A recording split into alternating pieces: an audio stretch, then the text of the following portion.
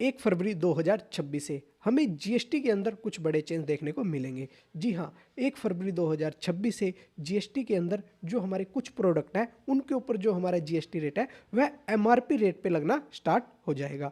इसके regarding department ने 31/12/2025 को ही नोटिफिकेशन जारी कर दिए थे और अब यह एप्लीकेबल होने जा रहे हैं 1 फरवरी 2026 से।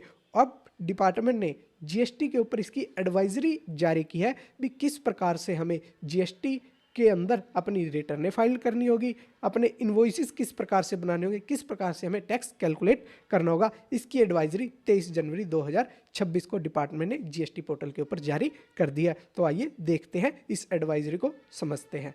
तो सबसे पहले advisory on RSP based valuation notification तंबाकू गुड्स अंडर जीएसटी। तो सबसे पहले जो हमारी यह एडवाइजरी है यह नोटिफिकेशन नंबर 19/20 जो हमारी 31/12/2025 को इशू हुई थी और retail sale price based on valuation और जो हमारी इफेक्टिव होने जा रही है यह 1 फरवरी 2026 से जो हमारी यह आरएसपी बेस्ड वैल्यूएशन है यह एप्लीकेबल हो जाएगी। और यह किन किन एचएसएन को कवर करती है, यहाँ पे हमें एचएसएन कोड भी दिए गए हैं और विद डिस्क्रिप्शन के साथ दिए गए हैं। यहाँ पे हमें 21069020 जो हमारा पान मिसाले का है, 2401 जो हमारे अनमैन्युफैक्चर्ड तंबाकू, तंबाकू रिफ्यूज अदर देन तंबाकू लीव्स आ गए, 2402 सिगरेट, सिगार आदि प्रोडक्ट आ गए जो हमारे तंबाकू बेस्ड रहेंगे, 2403 अनमैन्युफैक्चर्ड तंबाकू एंड मैन्युफैक्चर्ड तंबाकू, होमोनाइज्ड रिकोनाइज्ड तंबाकू एग्जैक्ट यहाँ पे हमारे आ जाते हैं 2401 2404 यह वह एचएसएन डिस्क्रिप्शन रहने वाले हैं जिन पे जो हमारा जीएसटी है एमआरपी रेट पे लगना स्टार्ट हो जाएगा। तो आइए आगे देखते हैं एडवाइजरी के अंदर।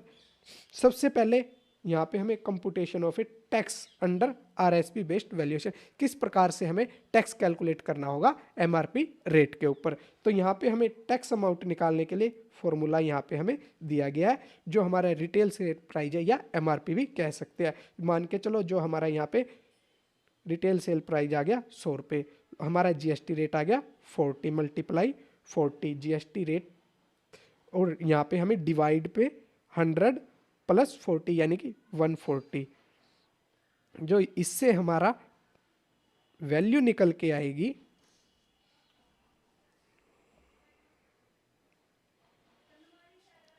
28.57 यह हमारी टैक्स वैल्यू बन जाती है जो हमें एमआरपी के बेस से कैलकुलेट की है फॉर्मूले के हिसाब से। यानी कि जो अब हमारा डिम टैक्सेबल वैल्यू क्या रहेगी, जो हमारा आरएसपी है यानी हमारा एमआरपी हमने यहाँ पे 100 रुपये माना था और जो हमारा टैक्स निकल के आया वह 28.57 यानी कि जो हमारा 71.43 यहाँ पे हमारी टैक्सेबल वैल्यू कैलकुलेट होगी। टैक्सेबल वैल्यू 71.43 और जो हमारा टैक्स है 28.57 और जो हमारा टोटल इनवॉइस वैल्यू 100 रुपये बन जाता है। तो आइए अब हम नेक्स्ट पॉइंट के ऊपर आते हैं। जो हमारा नेक्स्ट पॉइंट है वहाँ पे हमें एग्जाम्पल के थ्रू बताया गया कि किस प्रकार से हमें टैक्स कैलकुलेट करना होगा, किस प्रकार से इन्वॉइसेस जनरेट करने होंगे। सपोज करते हैं हमारा एग्जाम्पल के तौर पे 2.403 हमारा एचएसएन है, 100 रुपये की हमारी एमआरपी की वैल्यू है, जो हमारा प्रोडक्ट है उसका एमआरपी 100 रुपये है और टोटल पैकेट 1000 रुपये हो गए, यानी 1000 को कैलकुलेट करते हैं 1 लाख रुपये टोटल हमारा एमआरपी बनता है। यहाँ पे टोटल आरएसपी 100 × 1000 1 लाख रुपए की हमें यहाँ पर एमआरपी आ जाता है और जो हमें टैक्स कैलकुलेट करना है आईजीएसटी का 40% 100 जो फॉर्मूला दिया था 28,571.43 ये हमारा टैक्स अमाउंट आ गई और ये हमारी टैक्सेबल वैल्यू कैलकुलेट हो जाती है और जो हमारा ये है ये इनवॉइस वैल्यू हो जाती है। अब एक्चुअल के अंदर जो हमारा प्रोडक्ट है एमआरपी रेट पे सेल नहीं होता है, जो हमारा एक्चुअल सेल वैल्यू है वह कुछ अलग ही होती है। तो उसको किस हिसाब से हमें कैलकुलेट करना होगा, किस प्रकार से हमें टैक्स लगाना होगा। अब हमारा जो प्रोडक्ट है एमआरपी 1 लाख रुपए की थी और जो हमारा एक्चुअल गुड्स जो ग्रोस सेल वैल्यू है वह हमारी 80,000 रुपये है, और जो हमने उस पर लेस डिस्काउंट करते हैं वह 20,000 रुपये आगे। तो हमारी जो नेट सेल वैल्यू एक्चुअल के अंदर जो हमारी नेट सेल वैल्यू बनती है वह 60,000 हमारी नेट सेल वैल्यू बनती है। तो अब हमें इसके ऊपर टैक्स कैलकुलेट पहले क्या करना होता था, 60,000 के अंदर सपोज करो जो भी हमारा जीएसटी रेट है वह कैलकुलेट कर देते थे, तो हम टैक्स पे कर देते थे। लेकिन 1 फरवरी 2026 से आपको ऐसा बिल्कुल भी नहीं करना है। यहाँ पे हमें 60,000 के ऊपर 40% टैक्स पे नहीं करना होगा।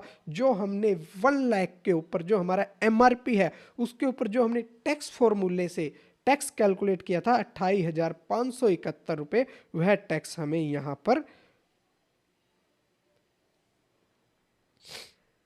जो हमने टैक्स फॉर्मूले से टैक्स कैलकुलेट किया था 28,571 रुपये 43 पैसे, वह टैक्स हमें यहाँ पर लगाना होगा। अब हमारी यहाँ पे क्या बनती है, टैक्सेबल वैल्यू 60,000 बनती है, टैक्स हमारा बनता है 28,571 रुपये 43 पैसे, जो हमें एमआरपी बेस के ऊपर कैलकुलेट करना होगा, चाहे आपकी एक्चुअल सेल वैल्यू कितनी भी हो।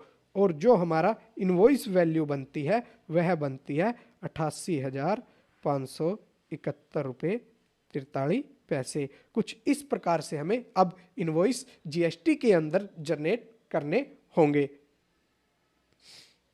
ये देखो यहाँ पे जो हमारी नेट सेल वैल्यू है वह हमारी 60,000 की आ चुकी है, और जो हमारा टैक्स है आरएसपी बेस्ड हमने कैलकुलेट किया हुआ है वह 28,500, और जो हमारा टैक्सेबल वैल्यू प्लस में टैक्स रेट और टोटल इनवॉइस वैल्यू 88,571 रुपये 43 पैसे। कुछ इस प्रकार से हमें जीएसटी के अंदर अपने बिल भी इस प्रकार से जनरेट करने होंगे, और जो हमारी जीएसटी की रिटर्न है वह भी हमें इसी प्रकार से फाइल करनी होगी। जैसे कि हम जीएसटी के अंदर जो अपनी रिटर्नें फाइल करते हैं,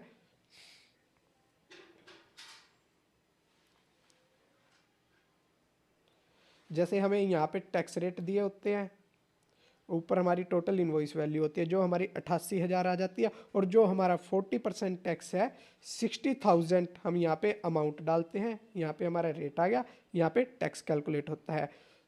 तो जो हमारे जीएसटी रिटर्न के अंदर क्या होता था, हम परसेंटेज वाइज अपनी अमाउंट को एंटर करते थे और जो टैक्स है वह ऑटोमेटिक कैलकुलेट हो जाता था। लेकिन इन प्रोडक्ट के केस के अंदर हमें क्या करना होगा, जो हमें टैक्सेबल वैल्यू एंटर करेंगे तो वहाँ पे जो टैक्स कैलकुलेट होगा उसको मैनुअली ही चेंज करके उस टैक्स की वैल्यू को हमें एमआरपी के हिसाब से एंटर करना होगा रिटर्नों के अंदर। इस चीज का बिल्कुल ध्यान देना होगा। 1 फरवरी 2026 से कुछ इस प्रकार से हमें जीएसटी के अंदर एमआरपी रेट के ऊपर टैक्स कैलकुलेट कर टैक्स इनवॉइसेस बनाने होंगे, रिटर्नें कुछ इस प्रकार से फाइल करनी होंगी।